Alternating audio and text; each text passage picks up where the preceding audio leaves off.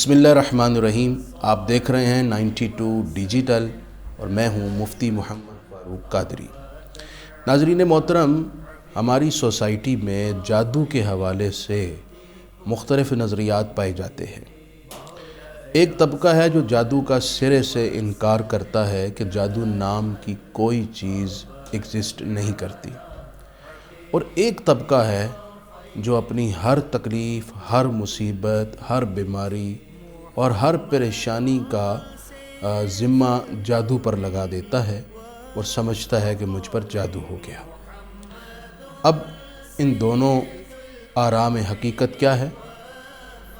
بات یہ ہے کہ جادو اپنی جگہ ایک حقیقت ہے، ایک وجود ہے، اور اس پر قرآن و سنت کے درجنوں دلائل ہیں۔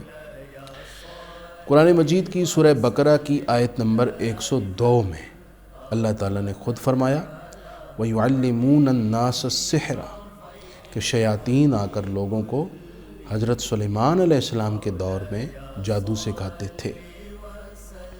آپ نے قرآن مجید میں حضرت موسیٰ علیہ السلام اور فرعون کے جادوگروں کے درمیان جو ایک مقابلہ پیش آیا اس کا ذکر پڑھا ہے کہ جادوگروں نے لاٹھیوں پر جادو کیا اور وہ ایسے لگنے لگیں جیسے سانپ بن گئی ہیں۔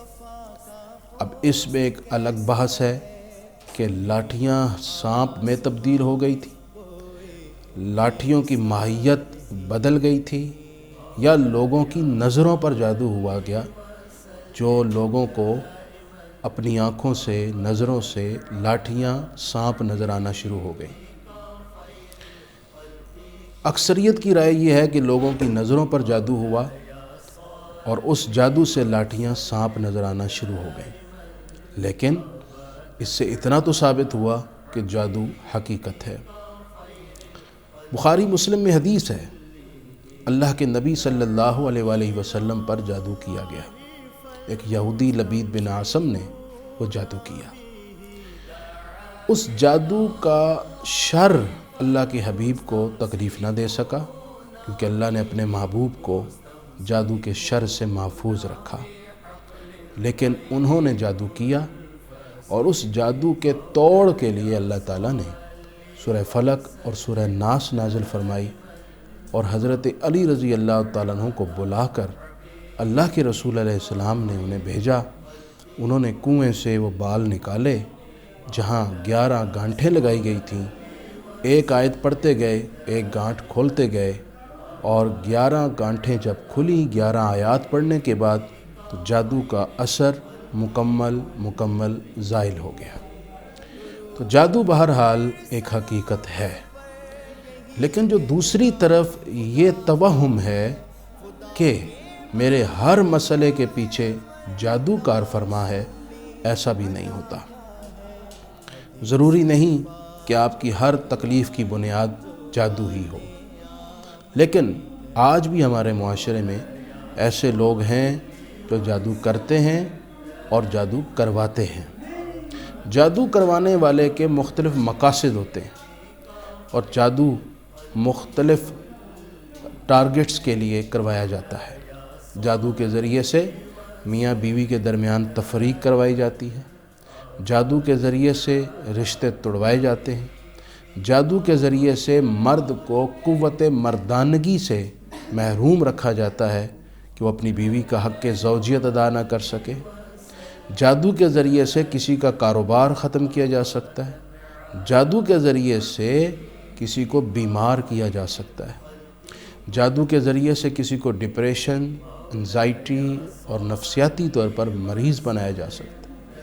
ایون کہ بعض کالے جادو اس قدر خطرناک ہیں جس سے انسان کی موت بھی واقع ہو جاتی ہے۔ میں سب سے پہلے آپ کو جادو کرنے اور کروانے والے کا شرعی حکم بتاتا ہوں۔ جادو میں اکثر جادو وہ ہیں جن میں کفریہ کلمات ہوتے ہیں، ایسا جادو کرنے والا کافر ہو جاتا ہے، اور جادوگر کو شریعت اسلامیہ نے قتل کی سزا سنائی ہے، لیکن ظاہر ہے جس طرح ملکی قوانین کے مطابق عدالتیں کسی کو سزا دیتی ہیں، جادوگر کو بھی عدالت ہی سزا دے گی۔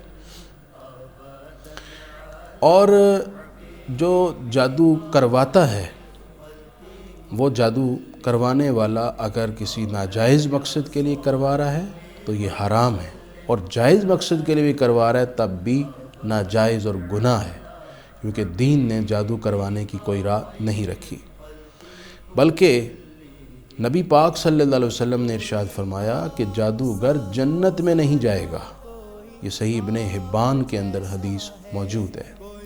اور آپ صلی اللہ علیہ وسلم نے یہ بھی ارشاد فرمایا ہے کہ 7 بڑے گناہ جو بندے کو ہلاک اور تباہ کر دیتے ہیں ان میں سے ایک جادو ہے، جادو کرنے والا یا جادو کروانے والا۔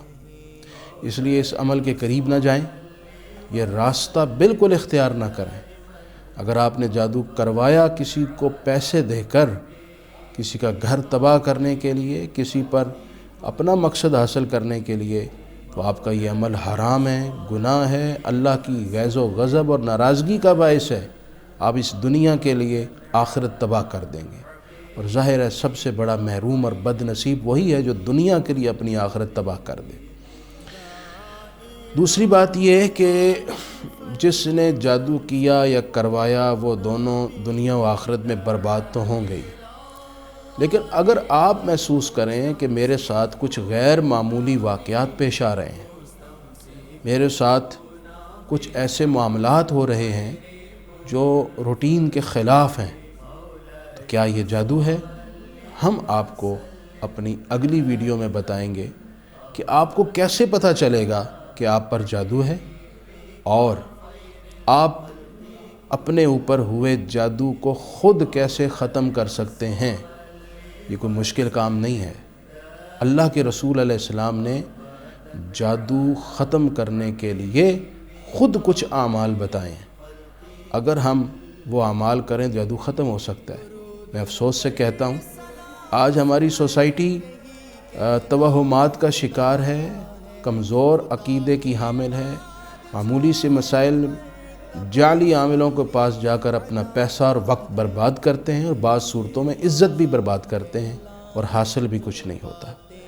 اپنی آئندہ ویڈیو میں آپ کو بتاؤں گا کہ آپ کو کیسے پتہ چلے کہ آپ پر جادو ہے، اور آپ اپنے جادو کو خود کیسے ختم کر سکتے ہیں۔ ابھی آج تک یہیں تک اجازت چاہتا ہوں۔ اللہ تعالیٰ آپ کا حامی و ناصر ہو۔ السلام علیکم ورحمۃ اللہ۔